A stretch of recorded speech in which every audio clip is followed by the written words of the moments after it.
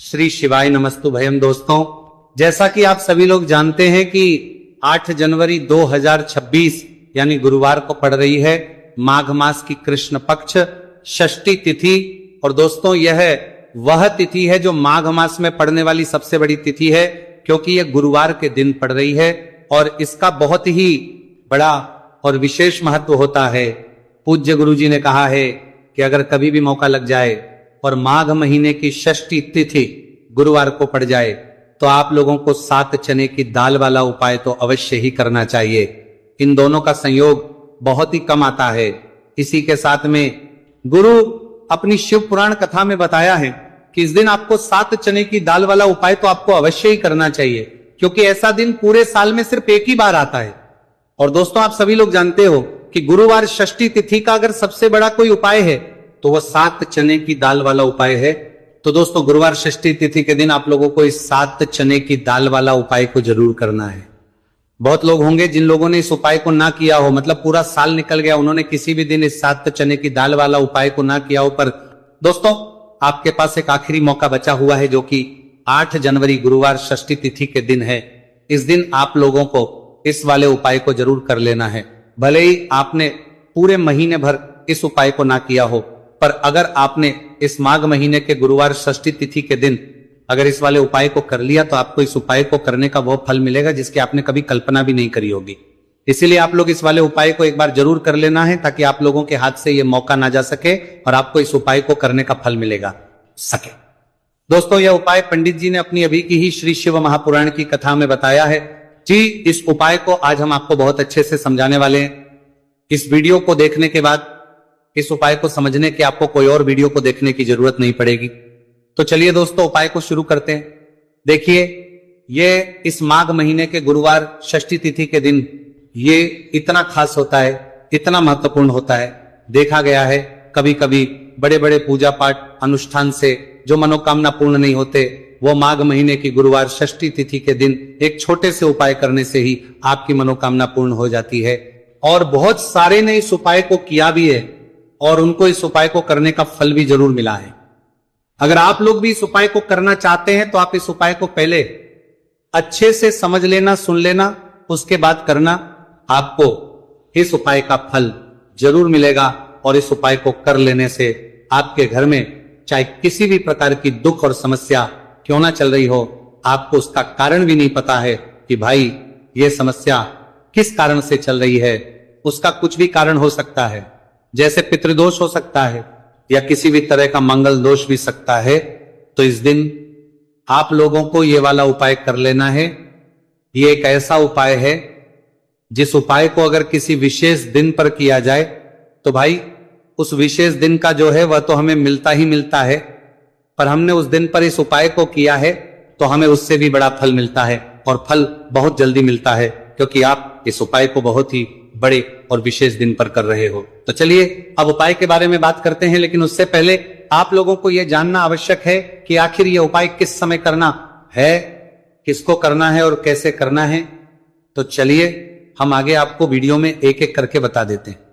लेकिन उससे पहले अगर आप लोग हमारे चैनल पर पहली बार आए हैं या फिर मेरी आवाज आज पहली बार सुन रहे हैं तो हमारे चैनल को सब्सक्राइब जरूर कर लेना और इस वीडियो को लाइक करके कमेंट बॉक्स में श्री शिवाय नमस्तु भयम ओम नमः शिवाय जरूर टाइप कर देना। तो दोस्तों, इस 7 चने की वाला उपाय को हमें इस गुरुवार षष्ठी तिथि के दिन कैसे करना है, किसको करना है, किस समय करना है और कहां पर करना है, ये सारे सवालों के जवाब आपको इस वीडियो में मिल जाएंगे। और जो ये वीडियो देखेगा भाई, उसको 7 चने की दाल वाला उपाय जरूर में करना चाहिए, क्योंकि इस दिन एक चने की दाल का भी बहुत ही बड़ा और विशेष महत्व होता है। और जब बात आ जाए 7 चने की दाल वाला उपाय की, तो ये सोने पे सुहागा वाली बात हो जाती है और ये एक बहुत ही बड़ा उपाय हो जाता है। विन पॉलिटी कार्यक्रम में मतलब इस गुरुवार षष्ठी तिथि का। तो अब दोस्तों, इस 7 चने की दाल वाला उपाय को आखिर करना किसको है, सबसे पहले हम लोग वो बात जान लेते हैं। तो देखो, घर की जो बड़ी माताएं बहनें होती हैं, उन माताओं बहनों में से कोई भी एक बड़ी माता बहन इस वाले उपाय को कर सकती है। और दोस्तों, अगर आप चाहें तो अपने घर में से सभी सदस्यों को भी इस उपाय को करवा सकते हैं। अगर किसी व्यक्ति की खुद की कोई मनोकामना है, खुद की कोई दुख और है जो कि वह अपने लिए ही करना चाहता है, इस वाले उपाय को तो वो खुद अपने लिए भी कर सकता है। बाकी अगर कोई घर में से ऐसा है जो कि अपने पूरे घर परिवार की सुख और शांति के लिए ये वाला उपाय करना चाहता है, तो भाई वो भी कर सकता है, उसमें भी कोई दिक्कत वाली बात नहीं है। कहने का मतलब यह है कि इस उपाय को हर एक सदस्य भी कर सकता है और पूरे घर परिवार के सदस्य के लिए घर की बड़ी माताओं बहनों में से कोई एक माता बहन भी कर सकती है। माताएं बहनें अगर घर में उपस्थित ना हो या वह उपाय ना कर पा रही हो, तो फिर घर का कोई बड़ा सदस्य भी 7 चने की दाल वाला उपाय को कर सकता है, चाहे फिर वो पुरुष ही क्यों ना हो, उसमें कोई भी दिक्कत वाली बात नहीं है। उसके बाद में दोस्तों जो अगला प्रश्न निकल कर आता है वो ये आता है, इस उपाय को लेकर के आखिर इस उपाय को हमें किस समय करना है, सुबह के समय करना है कि शाम के समय करना है। तो देखो, इस वाले उपाय को आप लोग सुबह के समय भी कर सकते हो और शाम के समय प्रदोष काल में भी करते हो। अब अगर आप पूछो कि भाई सबसे उत्तम समय कौन सा रहेगा इस 7 चने की दाल वाला उपाय को करने का, तो हम आपसे बस यही कहेंगे कि इस उपाय को आप सुबह के समय करेंगे तो ज्यादा बेहतर होगा। बाकी अगर प्रदोष काल शाम के समय भी करेंगे तो भी अच्छा होगा, उसमें कोई भी दिक्कत वाली बात नहीं है। तो अब दोस्तों जो अगली सबसे बड़ी और महत्वपूर्ण बात आती है वो ये आती है कि सुबह अगर हम उपाय को तो हमें कितने बजे से लेकर कितने बजे तक के बीच में करना है, और शाम के समय प्रदोष काल में करेंगे तो हमें कितने बजे से लेकर कितने बजे के बीच में करना है। तो देखो, सुबह जितनी जल्दी हो सके आप उपाय को करने की कोशिश करना। बाकी अगर किसी कारणवश लेट भी हो जाओ, थोड़ी देर भी हो जाए, तो 10 या 11 बजे तक भी आप उपाय कर लेना, पर 12 बजे से ज्यादा देरी ना हो, ठीक है, इस बात का ध्यान रखना। उसके बाद दोस्तों अगर शाम के समय प्रदोष काल की बात करें, प्रदोष काल का जो समय है होता है वो शाम के 6 बजे से शुरू हो जाता है। मतलब शाम के 6 बजे से लेकर 7 बजे के बीच का जो समय होता है यह समय प्रदोष काल का समय होता है। तो आप इस उपाय को 7 या 8 बजे के बीच में भी कर सकते हो। मतलब शाम के 6 बजे से रात 8 बजे के बीच में आप कभी भी इस वाले उपाय को कर सकते हो, उसमें कोई भी दिक्कत वाली बात नहीं। चलिए जानते हैं उस विशेष उपाय के बारे में। देखिए दोस्तों, पूज्य गुरु जी की कथा के अनुसार ही इस उपाय को आपको बहुत ही विस्तार से समझाने का प्रयास करेंगे, लेकिन उससे पहले वीडियो को लाइक करें। देखिए, इस वीडियो में हम पूज्य गुरु जी द्वारा बताए गए 3 सबसे अचूक उपायों के बारे में जानेंगे, जो आपको सिर्फ और सिर्फ गुरुवार की सप्तमी की तिथि पर ही करने हैं। पूज्य गुरु जी ने बताया है कि जो भी व्यक्ति इन उपायों को कर लेता है उसके जीवन से समस्त परेशानियां दूर हो जाती हैं। तो चलिए जानते हैं गुरुजी द्वारा बताए गए पहले खास उपाय के बारे में। देखिए, गुरुजी ने बताए हैं कि गुरुवार के दिन किया जाने वाला यह उपाय सबसे सर्वश्रेष्ठ है। इस उपाय के लिए आपको मात्र 1 लोटा शुद्ध जल लेना है। जल आपको तांबे के पात्र के अंदर लेना है। इसी के साथ में आपको मात्र 1 गुड़ का टुकड़ा लेना है और इसी के साथ में आपको लेनी होगी 7 की दाल। देखिए, चने की दाल को लेते समय ध्यान रखना है कि यह खंडित नहीं होनी चाहिए। यह चने की दाल जब भी हम गुरुवार के दिन शिवलिंग पर अर्पित करते हैं तो इससे हमारे जीवन के बड़े से बड़े संकट समाप्त होते हैं। अगर हमारे हाथ में धन प्राप्ति की लकीरें नहीं है, अगर हमारे जीवन में दुर्भाग्य के अलावा कुछ है ही नहीं, तो गुरुजी ने कहा है कि हम इस व्यासपीठ से आपको यकीन दिलाते हैं कि गुरुवार के दिन जब भी आपकी दाल वाला ये उपाय करते हैं तो इससे महादेव आपके हाथ की लकीरों को भी परिवर्तित कर देते हैं। तो दोस्तों, ये तीनों ही सामग्री लेकर के आपको पहुंच जाना है भगवान शिव के मंदिर में। देखिए, गुरुजी ने बताया है कि इस उपाय को आप सुबह से लेकर के शाम तक किसी भी समय कर सकते हैं। देखिए, शिव मंदिर पहुंचने के बाद आप जो 1 गुड़ का टुकड़ा लेकर के गए हैं, सबसे पहले तो आपको उसे जल के पात्र के अंदर डाल देना है और आपको महादेव का स्मरण करते हुए ये 1 लोटा जल धीरे धीरे शिवलिंग पर अर्पित करते जाना है। साथ ही साथ आपको श्री शिवाय नमस्तु भयम इस मंत्र का भी जाप करते रहना है। कम से कम 11 बार आपको इस मंत्र का जाप अवश्य करना है।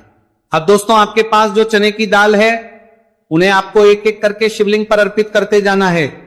चने की दाल आप एक एक करके भी समर्पित कर सकते हैं और एक साथ भी शिवलिंग पर अर्पित कर सकते हैं।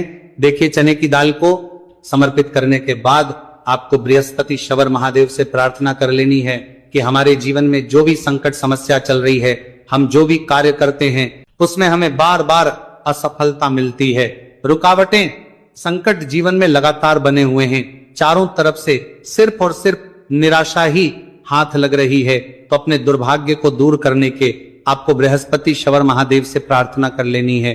पूज्य गुरु जी ने कहा है कि इस गुरुवार के दिन ये चमत्कारी उपाय करके देख लेना और आप स्वयं देखेंगे कि 1 या 2 महीने के अंदर आपके जीवन का जो दुर्भाग्य है वो समाप्त होना प्रारंभ हो जाएगा।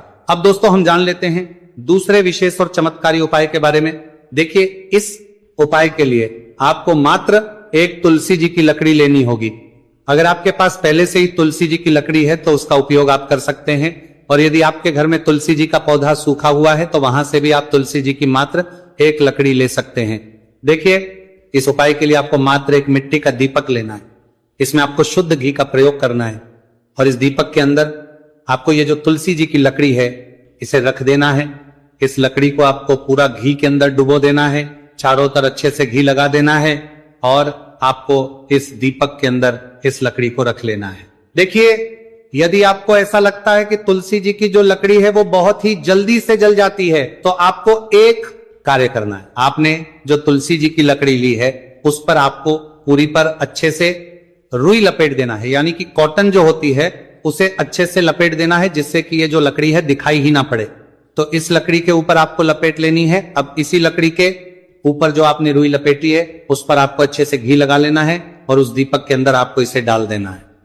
अब देखिए, इस दीपक को आप भगवान विष्णु के वहां पर भी प्रज्वलित कर सकते हैं, या फिर भगवान विष्णु के किसी भी स्वरूप के सामने आप इसे प्रज्वलित कर सकते हैं, या फिर आपके घर में जो माता तुलसी जी का पौधा है वहां पर भी इस दीपक को आप प्रज्वलित कर सकते हैं।